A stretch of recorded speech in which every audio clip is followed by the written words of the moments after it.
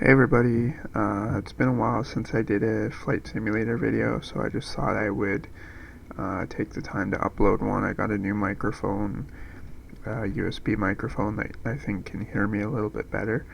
So I'm just going to do a basic tutorial of Autopilot. This is just for the people who want a basic idea of how to maintain their altitude and possibly the direction they want to fly in and whatnot without having to constantly be at the controls, maintaining all of that. So to start out, you press the Alt button, and then you'll see up in the top left corner you'll see some options pop up. Go to the views and then go to radio stack.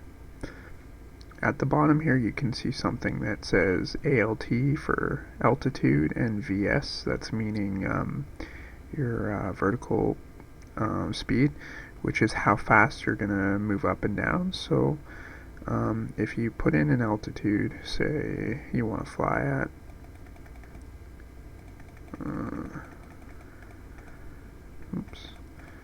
2,000 feet. When you turn that on, it's automatically going to put in vertical speed. For most smaller propeller aircraft, it's going to say 700 feet per minute, and they just put it at that so that you don't end up stalling while you're taking off. So we'll leave it at that. So we'll start here with just purely altitude autopilot, so just keeping you at the altitude you want to be at. So we'll go ahead and take off without pressing anything there, just the altitude you want to be at. And I'll just take off, and then I'll show you what happens when you press the autopilot.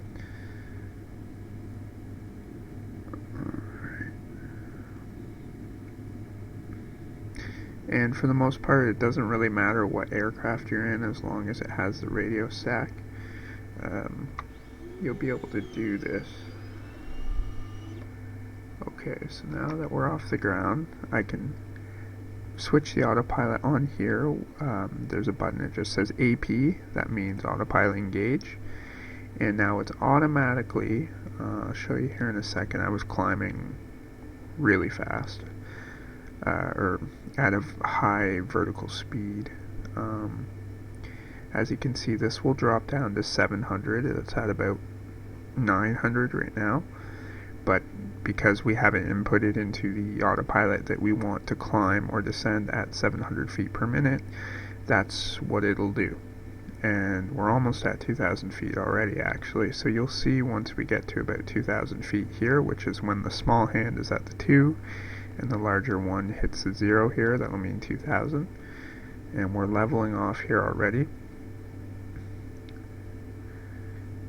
And there you go, it's maintaining 2,000 feet for you. Now if you want to change it, you can, as it's already maintaining the altitude, you can increase it. Say you want to go to 3,500 feet. It's now going back to climbing at 700 feet per minute, and it'll keep doing that until you hit 3,500 feet. And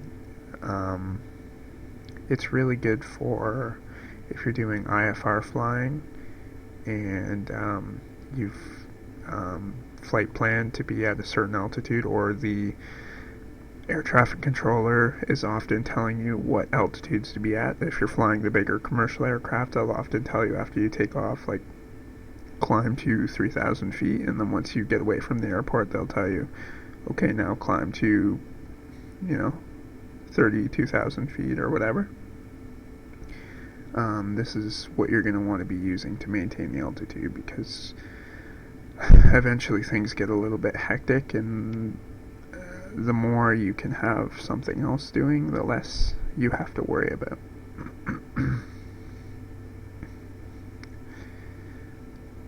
So I guess I'll just I'll stop this video here. It's just going to be a altitude autopilot tutorial, and stay tuned, and I'll be posting a heading hold Autopilot tutorial, and that'll just show us how to fly in the direction you want to fly in, or in IFR situation, the heading that you're told to fly in. So stay tuned, subscribe, like, and come back to watch that video. Thanks for watching. Bye.